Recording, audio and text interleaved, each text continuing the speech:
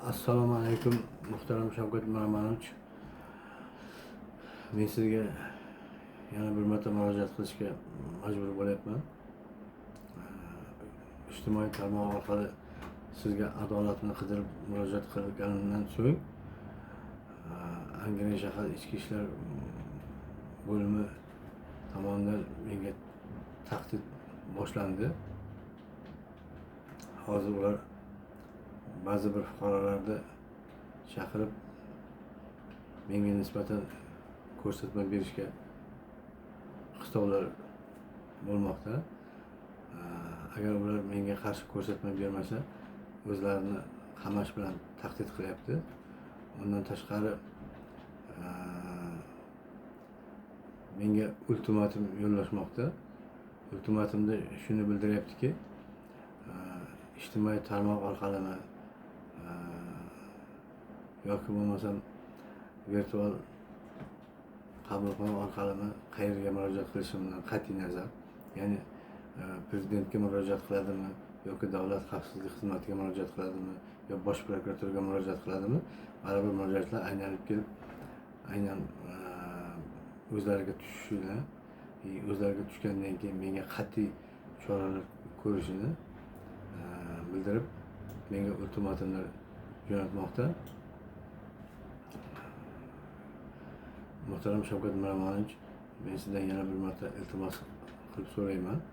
O'sha aynan Angren shahar ichki ishlar tergov bo'limining bugungi kunda boshlig'i lavozimida ishlayotgan, o'sha dastlab ko'rsatmalarida aytib o'tgan jinoyatni yashirgan, jinoyatchilarni yashirgan Hojimurodov Ulug'bek va o'sha go'yoki u tomonidan manfaatdorlik evaziga uni jabrlanuvchi deb e'tirof etgan Umid Xudoyqulovlarga nisbatan to'plangan materiallarni va meni ijtimoiy tarmoq orqali yo'llagan arizalarimni o'sha aynan ichki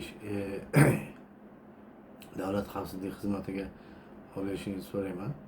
Chunki yuqorida aytib o'tganimdek, siz bir necha bor o'z chiqishlaringizda hozirgi holatda jinoiy guruhlar go'yoki bir kommersant yoki bo'lmasa qanday bir tadbirkor rolga kirib insonlarga tahdid solayotganini gapirib o'tdingiz. Xuddi shunday holatlar aynan mana shu Imperial Invest MCH'da mavjud. Chunki ular tomonidan tovlamachilik, odam o'g'irlash, qiynoqqa solish, o'lim bilan tahdid qilish, yolg'on ko'rsatma berish, jinoyatlarni yashirish jinoyatlari sodir etgan. Bu sodir etilgan jinoyatlarni isbotlab berish uchun dalillar va guvohlar yetarlicha mavjud. Shuning uchun men sizdan iltimos qilib so'raymanki, bu holatlarni men bir necha bor ariza orqali yozib men bosh prokuratura va ichki ishlar vazirligiga jo'natdim, lekin ular bunga bir chin ko'ngildan yoki bo'lmasam qonun asosida yondashmasdan o'sha xodimlarni himoya qilib arzimagan javoblar bilan arizani yopib yubormoqda. Bu yerda yuqorida aytib o'tganimdek juda katta jinoyatlar mavjud. Shuning uchun men sizdan iltimos qilardimki, o'sha aynan bugungi kunda o'sha tergov bo'limi boshliq bo'lib ishlayotgan Ulug'bek Hojimurodov